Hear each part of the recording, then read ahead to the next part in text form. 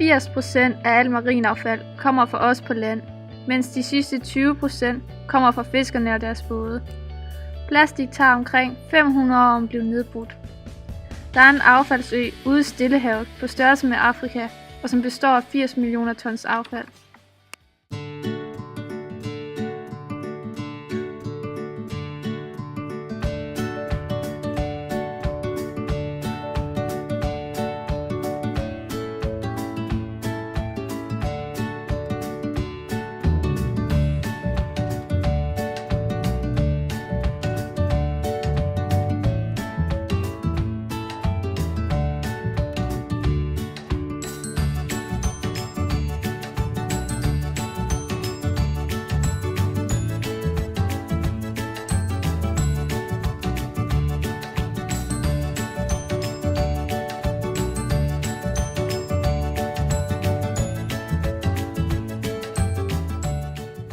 Havdyr tror, at plastikposer er gopler, derfor spiser de dem.